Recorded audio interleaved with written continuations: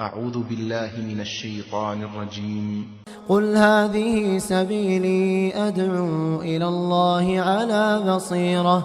على بصيرة أنا ومن اتبعني وسبحان الله وما أنا من المشركين.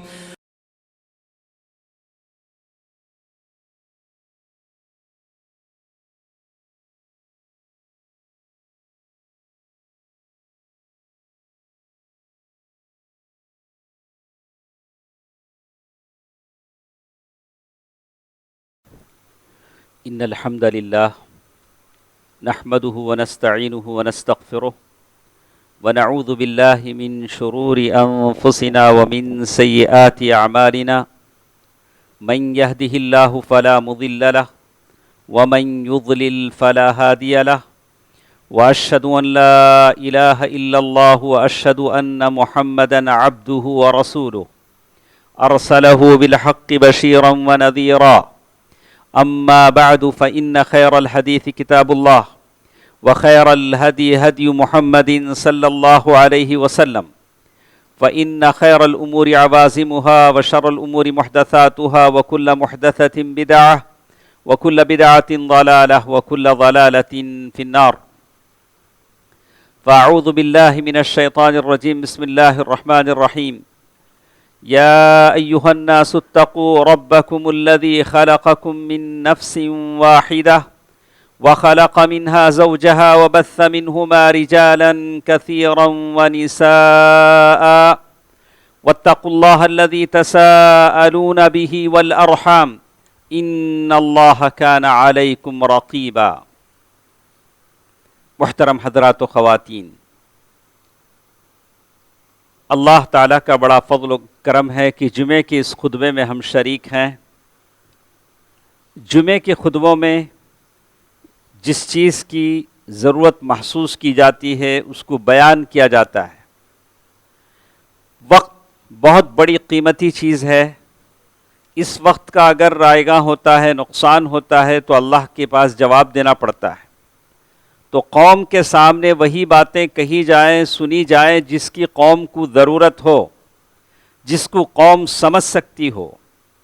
دوستو عزیزو، ماں اور بہنوں، سورۃ النساء کی پہلی آیت آپ کے سامنے تلاوت میں نے کی ہے. ہمارا سارا معاملہ، دنیا کا یہ نظام، یہ سسٹم اگر بگڑتا ہے تو گھر سے بگڑتا ہے. گھر اگر بگڑا ہوا ہے تو سارا نظام بگڑتا ہے، معاشرہ بگڑتا ہے، سوسائٹی بگڑتی ہے، سٹی بگڑتی ہے، ساری دنیا بگڑتی ہے.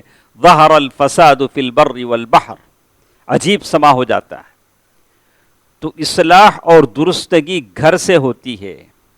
آپ کا گھر اچھا ہے تو سارا معاشرہ اچھا ہے، ساری سوسائٹی اچھی ہے.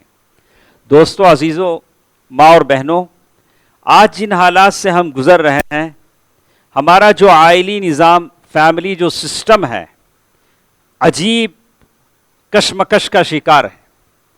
آج جیسے کچھ دیکھنے میں آتا ہے کہ اکثر آپ چاہے کسی بھی کورٹ میں چلے جائیں، فیملی کورٹ میں چلے جائیں، یا علماء کے پاس جو درخواست آتے ہیں، یا انجمنوں میں یا سوسائٹیز میں، اسلامک سینٹرز میں جو درخواست آتے ہیں، وہ خلے کے درخواست آتے ہیں. بولا کہ مجھے اپنے شوہر کے ساتھ نہیں چلنا ہے، میری زندگی آگے نہیں جائے گی. حالانکہ پڑھی لکھی عورتیں ہیں اور لڑکیوں نے پڑھ لیا ہے، بڑی بڑی ڈگریاں کر لی ہیں، لیکن عورتوں کے مزاج ایسا کچھ بنا ہے کہ وہ زندگی کی گاڑی کھینچ نہیں سکتی. اپنی شوہروں کے ساتھ وہ زندگی گزارنا نہیں چاہتی. ان کے امتیازات الگ ہیں، ان کے احساسات الگ ہیں، ان کے ٹیسٹ الگ ہیں، ان کے اختیارات الگ ہیں. عجیب کشمکش کا شکار ہے. دوستو عزیزو، جیسے فقہ الصلاۃ ہے، فقہ الصوم ہے، فقہ الحج ہے، یعنی ہر چیز کی فقہ ہے، ویسے علماء نے فقہ الاسرہ بھی لکھا ہے. فقہ الاسرہ کہتے ہیں فیملی فقہ. اس میں آپ کو بتایا جائے کہ نکاح کیا ہوتا ہے، انگیجمنٹ کیا ہوتا ہے، اور آدمی جو لڑکی کا باپ ہے کیسے لڑکے کو تلاش کرے گا، لڑکی میں کیا کیا صفات ہونی چاہیے، یہ ساری باتیں فقہ الاسرہ میں آتی ہیں. تو ہمارا یہ فرض بنتا ہے کہ ہم معاشرے کے سامنے، مسلمانوں کے سامنے واضح کریں کہ نکاح، یہ ساری چیزیں کس کو کہتے ہیں، اسلامی نکاح کیا ہوتا ہے، جس کے ذریعے سے اللہ کے نبی صلی اللہ علیہ وسلم کی یہ حدیث الدنیا کلھا متاع وخیر متاع الدنیا المرأة الصالحہ، دنیا سب کی سب فائدہ اٹھانے کی چیز ہے، بہترین متاع، بہترین سامان دنیا کا نیک عورت ہے. اگر یہ نیک عورت آپ کو مل جاتی ہے تو آپ نے دنیا کی ساری دولت پا لی. دوستو عزیزو، 20 منٹ کے اس وقفے میں چاہتا ہوں کہ کچھ باتیں آپ کو اس تعلق سے بتا دوں. پہلی چیز، نکاح ہم سنتے ہیں، پڑھتے ہیں، تو اللہ تبارک و تعالیٰ نے قرآن مجید میں حکم دیا فَانْكِحُوا مَا طَابَ لَكُم مِّنَ النِّسَاءِ، جو عورتیں تم کو اچھی لگیں ان سے شادی کرو. مَا طَابَ لَكُم، سورۃ النساء آیت نمبر 3. تو علماء نے کہا کہ نکاح مستحب ہے، واجب نہیں ہے. اگر واجب ہوتا تو اللہ تعالیٰ ویسے کہتا کہ نماز تم پر واجب ہے، تو نکاح کے بارے میں بھی کہتا کہ نکاح واجب ہے. تو نکاح مستحب ہے، لیکن ایسے شخص کے حق میں جو گناہ میں پڑ جانے کا اندیشہ ہو، اگر وہ نکاح نہ کرے تو ہم کہیں گے اس کے لیے تو واجب ہے. لیکن عام طور سے جمہور علماء کہتے ہیں کہ نکاح مستحب ہے. اللہ نے کہا فَانْكِحُوا مَا طَابَ لَكُم مِّنَ النِّسَاءِ، میرے نبی صلی اللہ علیہ وسلم کی سنت مبارکہ ہے. انس بن مالک رضی اللہ تعالیٰ عنہ کی حدیث آتی ہے، 3 آدمی اللہ کے نبی صلی اللہ علیہ وسلم کے گھر میں داخل ہوتے ہیں. ام المؤمنین عائشہ رضی اللہ تعالیٰ عنہ سے پوچھتے ہیں کہ امی، اللہ کے نبی صلی اللہ علیہ وسلم کی حالت گھر میں کیسے ہوتی ہے؟ تو ام المؤمنین عائشہ رضی اللہ تعالیٰ عنہ نے بتلایا کہ کیسے شب گزارتے ہیں، شب روز کیسے ہوتے ہیں، آپ کا شیڈول کیسے ہوتا ہے. تو ان تینوں صحابہ نے کہا کہ ارے اللہ کے نبی صلی اللہ علیہ وسلم ایسے ہیں جن کے اگلے پچھلے خطائیں معاف ہیں، ہم کو تو بہت محنت کرنی پڑے گی. کسی نے کہا اصلی اللیل ابدا، میں ساری رات نماز پڑھتا رہوں گا، سوؤں گا نہیں. دوسرے نے کہا انا اصوم الدہر ولا افطر، میں کنٹینیوس روزہ رکھوں گا، کبھی افطار نہیں کروں گا. اور ایک صاحب نے کہا وانا اعتزل النساء فلا اتزوج، میں عورتوں سے الگ رہوں گا، شادی ہی نہیں کروں گا. تینوں نے اپنی بات کہی. اللہ کے نبی صلی اللہ علیہ وسلم کو بات معلوم ہوئی تو اللہ کے نبی صلی اللہ علیہ وسلم فرمایا کہ کیسی باتیں تم کر رہے ہو، میں اللہ کا رسول ہوں. واللہ واللہ انی لاخشاکم للہ، قسم خدا کی میں تم لوگوں میں اللہ تعالیٰ سے سب سے زیادہ ڈرتا ہوں، لیکن میں واتزوج النساء، عورتوں سے شادی بھی کرتا ہوں، میں راتوں میں سو بھی جاتا ہوں، میں کبھی روزہ رکھتا ہوں تو کبھی روزہ چھوڑ بھی دیتا ہوں. لقد کان لکم فی رسول اللہ اسوۃ حسنہ، اللہ کے نبی صلی اللہ علیہ وسلم کی سنت ہے کہ آدمی شادی کرے. شادی کرے. کمال یہ نہیں ہے کہ آدمی ایک نرنجن ہو کر کھائے پیے پلیٹ فارم پہ سو جائے. کمال یہ ہے کہ شادی کرے، بچے پیدا کرے، زندگی ایک کامیاب زندگی گزارے، وہ ایک کامیاب باپ کہلائے، کامیاب شوہر کہلائے، اللہ کے نبی صلی اللہ علیہ وسلم کی سنت پر عمل کرے. اللہ تعالیٰ نے کہا فَانْكِحُوا مَا طَابَ لَكُم مِّنَ النِّسَاءِ مَثْنَىٰ. ایک اور چیز، آدمی نکاح کیوں کرے، اس کا کیا مقصد ہے، آدمی نکاح کیوں کرے؟ تو علماء نے کہا المحافظۃ علی النسل و استمرارہ، آدمی نکاح کرتا ہے تو دنیا کی یہ گاڑی آگے چلتی ہے، آپ کے بچے، بچوں کے بچے، پھر بچے، یہ نسل چلتی ہے، دنیا آگے جاتی ہے. اور العفہ، آدمی شادی کرنے کے بعد پاک دامن بن جاتا ہے، اسے پاک دامنی ملتی ہے. التعاون علی المصالح الدنیویہ والاخرویہ، دینی اور آخرت کی جو مصلحتیں ہیں اسے عطا ہوتی ہیں، ایک باپ کے روپ میں، ایک شوہر کے روپ میں. کہا لقمۃ تضع فی فم زوجتک، آپ کسی عورت کے شوہر بن کر ایک نوالا اس کے منہ میں رکھتے ہیں تو اللہ اس پر آپ کو ثواب دیتا ہے. آپ اپنے بچے کو ادب سکھاتے ہیں تو 1 سا خیرات کرنے کے برابر ہے، اس پر اللہ آپ کو ثواب دیتا ہے. کیا کامیاب زندگی ہے، کتنے فوائد ہیں. اور پھر طبی لحاظ سے کہا کہ آدمی وقت پر شادی نہیں کرتا تو اس کے مضر اثرات اس کے دماغ پر ہوتے ہیں، پاگل ہو جانے کا بھی اندیشہ ہے اگر وہ وقت پر شادی نہیں کرتا ہے. تو یہ سارے فوائد علماء نے گنائے ہیں. سب سے بہتر چیز میرے اور آپ کے نبی صلی اللہ علیہ وسلم کی سنت مبارکہ ہے. اس کے بعد فقہ الاسرہ میں لکھتے ہیں تباح الخطبۃ من الخلیہ، آدمی شادی کرنے کا ارادہ کرے تو کسے ڈھونڈے؟ بولا کہ جو عورت بغیر شوہر کے ہے اسے وہ اپنے طور پر قبول کرنے کے لیے گزارش کرے کہ میں فلاں کی بیٹی سے شادی کرنا چاہتا ہوں، لیکن وہ عورت کنواری ہو، ایسا نہ ہو ذات زوج. اگر کوئی عورت آلریڈی شادی شدہ ہے، کہا کہ اسے کوئی دیتا ہے تو حرام ہے، حرام ہے. اسی لیے صحیح حدیث میں کہا گیا کہ یہ بڑا گنہگار شخص ہے جو شادی شدہ جوڑوں کی زندگی میں زہر ڈال کر وہاں کی عورتوں کو اپنی بیوی بنانا چاہتا ہے. حرام ہے. من الخلیہ یعنی ایسی عورت جو انڈیویژل ہے، اس کی شادی نہیں ہوئی ہے، یعنی مطلب کنواری ہے، ویسے آدمی کو، ویسے عورت کو یہ آدمی یہ دے سکتا ہے. اور اس کے اصول بتائے گئے کہ آدمی شادی کرے تو کیسی عورت سے شادی کرے. جیسے حدیث میں بتایا گیا، ابو ہریرہ رضی اللہ تعالی عنہ کی حدیث ہے تنکح المرأۃ لاربع، عورت 4 چیزوں کی وجہ سے شادی کی جاتی ہے. لمالہا، مال کی وجہ سے، ولحسبہا، خاندان کی وجہ سے، ولجمالہا، خوبصورتی کی وجہ سے، ولدینہا، اس کے دین کی وجہ سے. اور آخر میں اللہ کے نبی صلی اللہ علیہ وسلم نے کہا فاظفر بذات الدین تربت یداک، دیندار عورت کو تلاش کر تیرے ہاتھ ٹوٹے.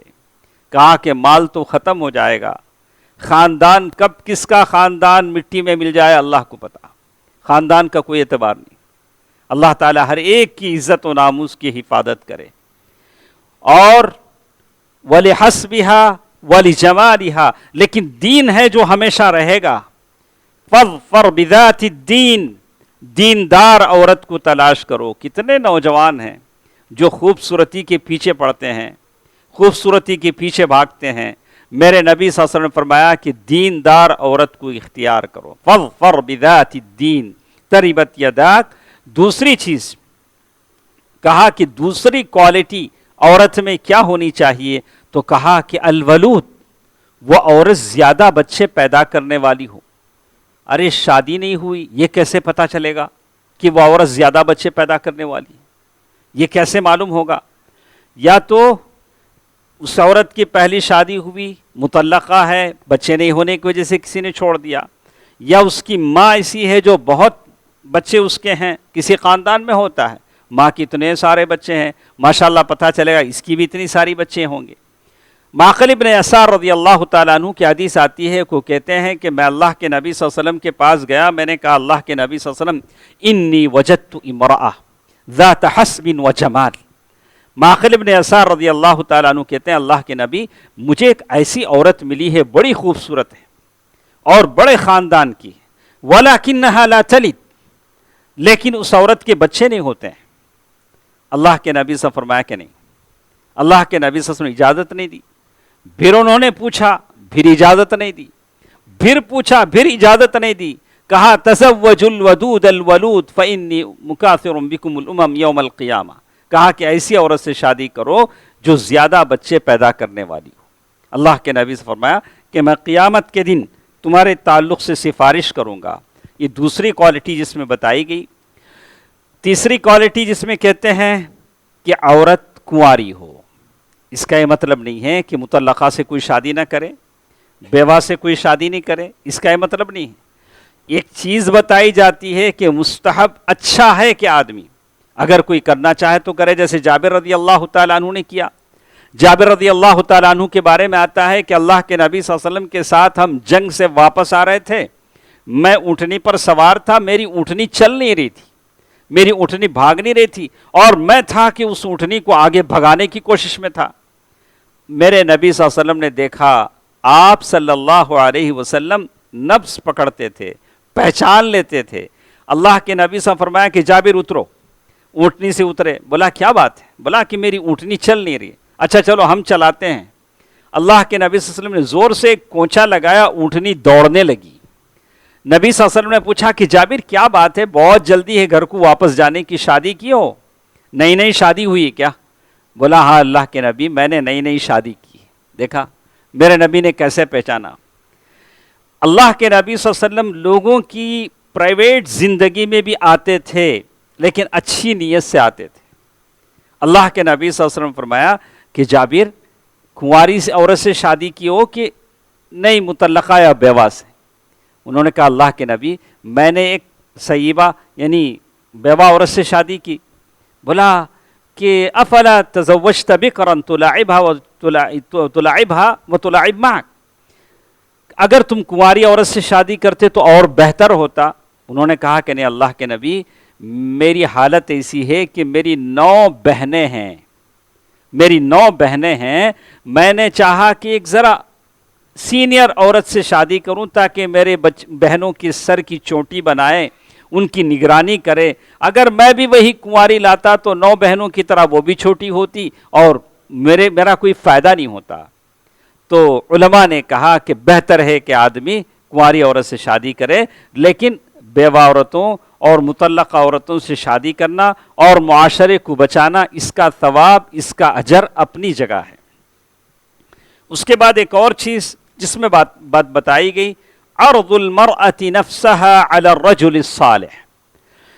کبھی ایسا ہوتا ہے کہ مرد کسی شخص کی بیٹی کو اپنے لیے مانگتا ہے, لیکن کبھی کبھار عورت خود بھی آگے بڑھ کر کسی مرد کے لیے شادی کی درخواست دے سکتی ہے.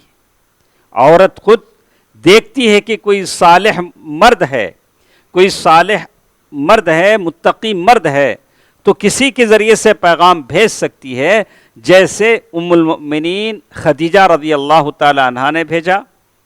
اور حدیث جب ہم پڑھیں گے, واہبہ ایک حدیث ہے, اللہ کے نبی صلی اللہ علیہ وسلم سارے مجلس میں بیٹھے ہوئے ہیں, ایک عورت کھڑی ہوتی ہے, کھڑی ہو کر کہتی ہے اے اللہ کے نبی میں نے اپنے آپ کو آپ کے حوالے کر دیا, ہبا کر دیا. اللہ کے نبی سے فرمایا کہ نہیں مجھے اب شادی کرنے کی کوئی خواہش نہیں. تو کسی صحابی نے کہا اللہ کے نبی اگر آپ نہیں کرنا چاہتے ہیں تو میرے سے کر دیں. اللہ کے نبی سے فرمایا کہ تمہارے پاس مہر دینے کو کیا ہے؟ کچھ بھی نہیں تھا. کہا التمس ولو خاتما من حدید, ایک لوہے کی انگوٹھی ہی صحیح تلاش کرو. کہا کہ وہ بھی نہیں ہے, بس لنگی ہے. کہا کہ لنگی دو گے تو تم بنا لنگی کے رہ جاؤ گے. پھر کہا کہ مجھے تھوڑا قرآن یاد ہے, تو کہا کہ وہ قرآن اس عورت کو سکھا دو, یہی تمہارا مہر ہوگا. شاید یہ پہلا مہر تھا جو قرآن کے روپ میں دیا گیا. ایک بات میں سارے لوگوں کو بتا دیتا ہوں, مہر عورت کا حق ہے, اس میں کسی کو پوچھنے کا حق نہیں کہ مہر کیا ہوا. اور مہر ایسا دیں کہ عورت اسے استعمال کر سکے. ہم کیا کرتے ہیں, بنگڑی زیور انہیں استعمال بھی نہیں کرنا, کیا بھی نہیں کرنا, ایسا نہیں. مہر ایسے دے کہ آپ عورت اسے استعمال کر سکے, اپنی ضرورت کو استعمال کر سکے یا کسی کو دے سکے. مہر ایسے ہونا چاہیے کہ عورت اپنے طور سے استعمال کر سکے. قرآن کہتا ہے کہ مہر عورت کا حق ہے, مرد نے جب دے دیا خلاص, اب اس پر کسی کا حق نہیں ہے سوائے اس عورت کے. اس کے بعد ایک اور چیز جو ہمارے ساتھ ہے, کہتے ہیں عرض الولی مولیتہ علی اہل الصلاح. لڑکی کا جو بھی ولی ہوتا ہے, باپ ہوتا ہے, لڑکی کا ولی اصل میں لڑکی کا باپ ہوتا ہے. اگر باپ زندہ نہ ہو تو چاچا, بڑا بھائی, دادا, یہ لوگ ہوتے ہیں, یہ ولی کہلاتے ہیں. یہ سارے اولیاء یہ کوشش کریں گے کہ لڑکی کا رشتہ اچھے مرد کے ساتھ. جیسے آپ نے سورۃ القصص میں موسیٰ علیہ السلام کی اس میں آپ نے پڑھا ہوگا کہ اللہ تعالیٰ نے بڑی تفصیل سے ذکر کیا. بعض نے کہا کہ وہ شعیب علیہ السلام کی بیٹیاں تھیں, بعض مفسرین نے کہا لیکن صحت اتنی نہیں. اس میں انہوں نے کیا کہا, قالت احداہما یا ابت استأجرہ ان خیر من استأجرت القوی الامین. کہا قال انی ارید ان انکحک احدی ابنتی ہاتین علی ان تأجرنی 8 حجج. سورۃ القصص آیت نمبر 26-27. اس آیت میں کیا کہا گیا کہ انہوں نے کہا کہ قوی الامین، میں ایسا آدمی سے اپنی بیٹی کی شادی کر رہا ہوں جو بڑا طاقتور ہے اور امانت دار ہے. تو اپنی بیٹی کی شادی اللہ اللہ اللہ اللہ، اس منبر سے قسم کھا کر میں کہتا ہوں، غور سے سن لیں، وہ تمام لوگ جو توحید پر اپنی بچیوں کی پرورش کرتے ہیں، آپ کی بچی موحدہ ہوتی ہے، دولت کی نشے میں، اچھے نوکری کے تلے نشے میں، کسی قبر پرست، کسی غیر موحد انسان کو اپنی بیٹی کا رشتہ دے دیتے ہیں تو کل حشر میں وہ بیٹی آپ کا گریبان پکڑ لے گی. زندگی بھر 18 سال 19 سال میں توحید پرست تھی، میرے باپ نے صرف جاب کے نشے میں، دولت کے نشے میں، پراپرٹی کے نشے میں کسی ایسے لڑکے کے ساتھ میرا رشتہ کر دیا جو توحید پرست نہیں تھا، بے نمازی تھا، عیاش تھا. اللہ تعالیٰ کے پاس آپ کو جواب دینا پڑے گا. آپ کی بیٹی حلال کا آدھا نوالا کھائے لیکن عقیدے میں توحید پرست رہے، اس سے بہتر ہے کہ عیش و تنعم کی زندگی جیے، عالی شان فلیٹ میں جیے، لیکن ایک بے نمازی، فاسد اور ایسے غیر توحید پرست مشرک کے ہاتھوں میں چلی جائے. اللہ کے پاس آپ کو جواب دینا پڑے گا. آپ کی ذمہ داری بنتی ہے کہ اپنی بچیوں کے لیے صالح، نیک، متقی لوگوں کا رشتہ آپ تلاش کریں. بحیثیت باپ آپ پر ضروری ہے، بھلے غریب ہی کیوں نہ ہو کوئی بات نہیں، غریب ہی کیوں نہ ہو کوئی بات نہیں ہے. اور یہ ذمہ داری کیسے آپ نبھائیں گے، چلیے ہم آپ کو بتاتے ہیں. ایک شعیب علیہ السلام کی بات میں نے آپ کو بتائی، اور خنیس بن حذافہ السہمی، ایک صحابی اللہ کے نبی صلی اللہ علیہ وسلم کے ہیں، حضرت خنیس بن حذافہ السہمی جنگ بدر میں اللہ کے نبی صلی اللہ علیہ وسلم کے ساتھ تھے. زخم آیا، بیمار ہوئے، انتقال ہو گیا.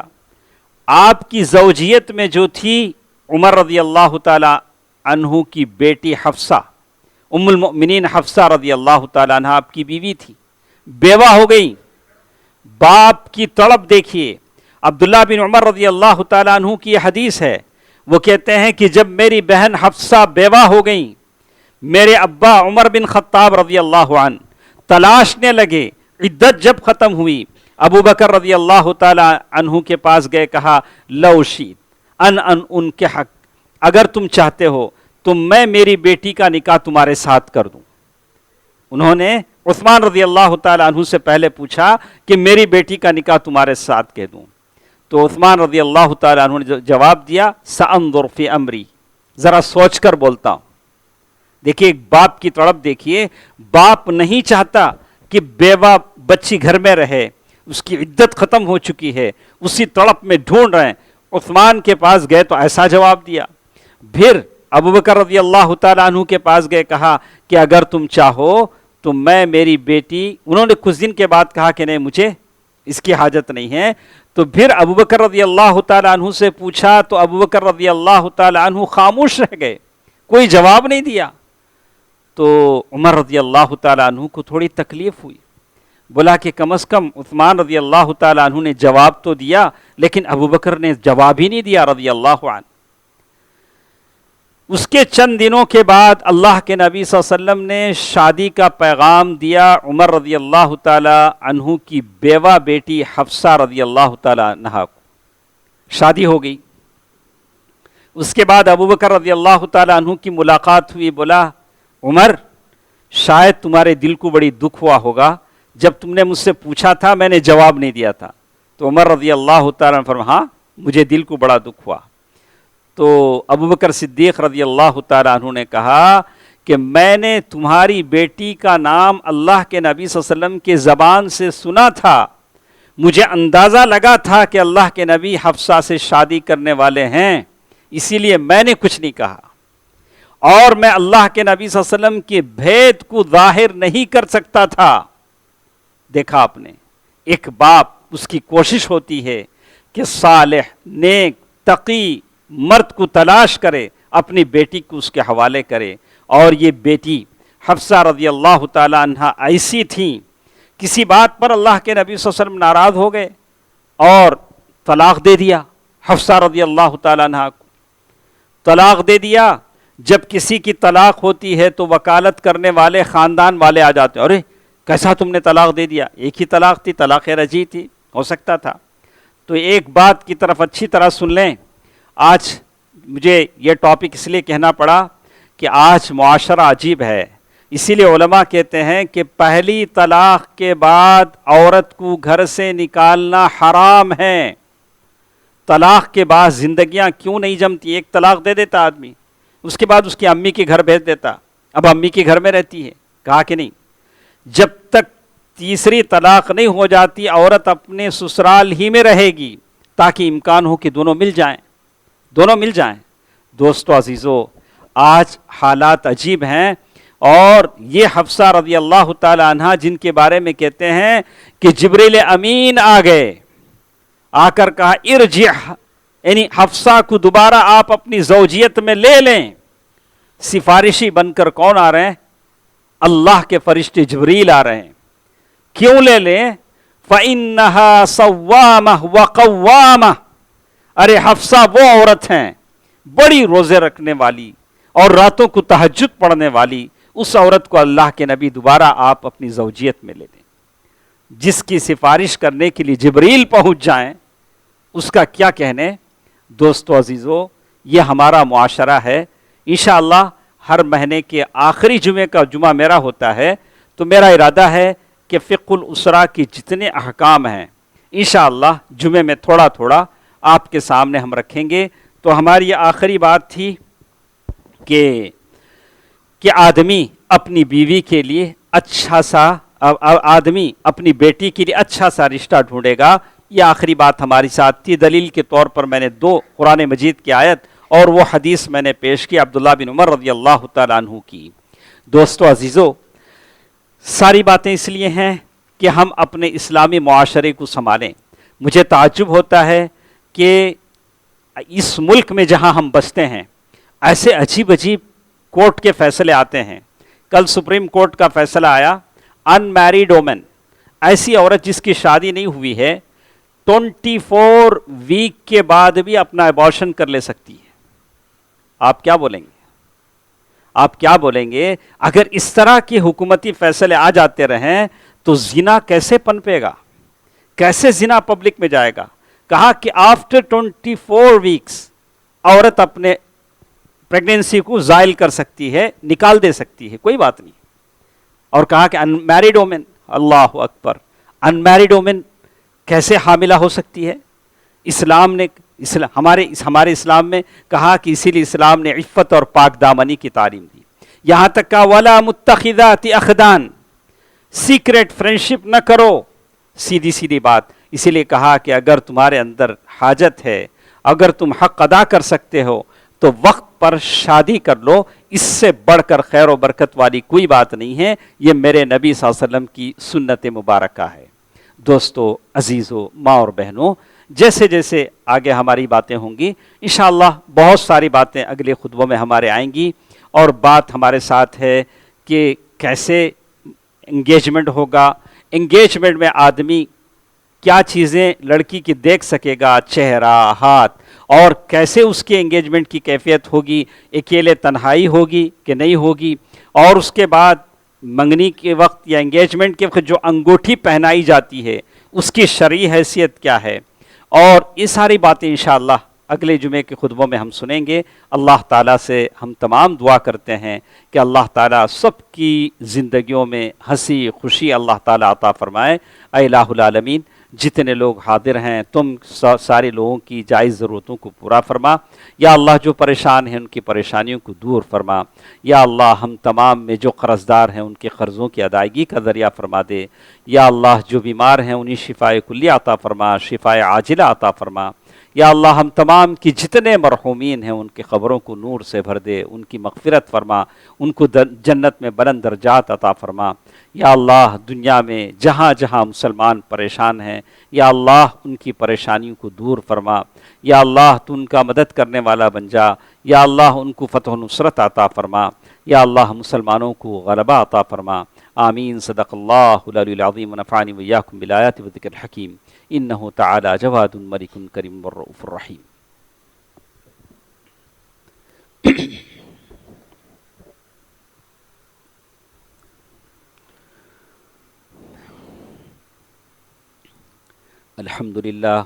الحمد لله نحمده ونستعينه ونستغفره ونؤمن به ونتوكل عليه ونعوذ بالله من شرور أنفسنا ومن سيئات أعمالنا من يهده الله فلا مضل له ومن يضلل فلا هادي له وأشهد أن لا إله إلا الله وأشهد أن محمدا عبده ورسوله أرسله بالحق بشيرا ونذيرا أما بعد فإن خير الحديث كتاب الله وخير الهدي هدي محمد صلى الله عليه وسلم فإن خير الأمور عوازمها وشر الأمور محدثاتها وكل محدثة بدعة وكل بدعة ضلالة وكل ضلالة في النار فأعوذ بالله من الشيطان الرجيم بسم الله الرحمن الرحيم إن الله وملائكته يصلون على النبي يا أيها الذين آمنوا صلوا عليه وسلموا تسليما اللهم صل على محمد وعلى آل محمد كما صليت على إبراهيم وعلى آل إبراهيم إنك حميد